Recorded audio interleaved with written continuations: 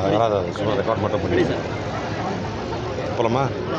உங்களுடன் ஸ்டாலின் என்ற ஒரு மகத்தான திட்டத்தை நமது மாண்புமிகு முதலமைச்சர் அவர்கள் தொடக்கி தமிழ்நாடு முழுவதும் மக்களுக்கு தேவையான பல திட்டங்கள் மக்களை சென்று சேர வேண்டும். அதற்காக அவர்கள் அலைய தேவையில்லை என்று ஒரே இடத்தில் ஒவ்வொரு வார்டிலும் இன்று வார்டு 12 திருவொற்றியூர் சட்டமன்ற தொகுதியில் நடந்து கொண்டிருக்கிறது.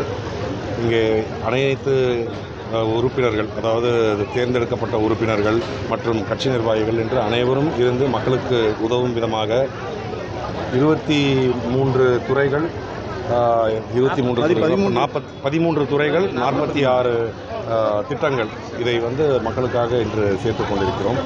அந்த விதத்தில் பார்த்திங்கன்னா இன்றைக்கி ஒரு ஆட்டோ ஓட்டுநர் கூட சொல்லியிருந்தார், அதாவது ஒரு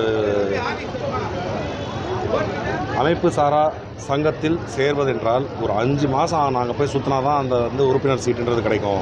இன்றைக்கி வந்தோம், இன்றைக்கி காலையில் வந்தோம், இப்போ மதியத்துக்குள்ளார எங்களுக்கு கிடச்சிச்சு அப்படின்னு சொல்லிட்டு மக்கள் பயன்பெறும் விதத்தில் அருமையான பல திட்டங்கள் இங்கே கிடைத்து கொண்டிருக்கிறது. குறிப்பாக மகளிர் உரிமை தொகை போன்ற பல திட்டங்கள் மக்கள் அணுகிக் கொண்டிருக்கிறார்கள். அவை அனைத்தையும் நாங்கள் பரிசீலித்து மக்களுக்கு தேவையானதை செய்வோம் என்று மாண்புமிகு முதலமைச்சர் அவர்கள் சொல்லியிருக்கிறார். இங்கே தவறவிடும் சில திட்டங்கள் யாருக்காவது வரவில்லை என்றால் அது முதலமைச்சர் அவர்களின் அலுவலகத்துக்கு சென்று அவர்கள் அந்த சம்பந்தப்பட்ட துறையிடம் மறுபடியும் சொல்லி அதை பெற்றுத் தருகிறார்கள் என்பதை தெரிவித்தார். அதாவது காலை உணவு திட்டம் அப்படின்றது எந்த அளவுக்கு மாணவர்களுக்கும் அவருடைய பெற்றோர்களுக்கும் குறிப்பாக தாய்மார்களுக்கு எவ்வளோ ஒரு வரப்பிரசாதமாக இருக்குது அப்படின்றது பல பேர் சொல்லியிருக்காங்க.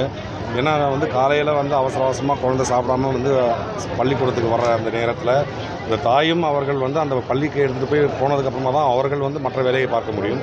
ஆனால் இப்பொழுது அவர்கள் சாப்பிடுவதை பற்றி கவலைப்படாமல் தரமான சத்தான உணவு அவர்கள் கண்டிப்பாக அங்கே பள்ளியில் கிடைக்கும் என்ற ஒரு நம்பிக்கையுடன் அனைவரும் அனுப்பி வைக்கிறார்கள். இந்த திட்டத்தை இந்த அரசு பள்ளிகள் அப்படின்றது இருந்ததை இன்றைக்கி அரசு உதவி பெறும் பள்ளிகள் அதற்கும் சேர்த்து செய்கிறோம் அப்படின்னு சொல்லி கிட்டத்தட்ட 3 லட்சம் மாணவ மாணவிகள் இதனால் பயன்பெறுவார்கள். தோராயமாக 2300 கூடுதல் பள்ளிகள் இதில் பயன்பெறுகின்றன. இதனால் இன்றைக்கி குழந்தைகள் 1லிருந்து 5ஆம் கிளாஸ் வரைக்கும் இருக்கிற குழந்தைகள் அனைவருக்குமே காலை சிற்றுண்டி மதிய உணவு அப்படின்றது அவர்களின் ஆரோக்கியத்தை வளர்க்கும், அவர்களுடைய அறிவுத்திறனையும் வளர்க்கும். அரசியல் எதிரின்னு சொல்லிட்டு விஜய் சொல்லியிருக்காங்க. அரசியல் எதிரி திமுக தான் விஜய் சொல்லியிருக்காங்க.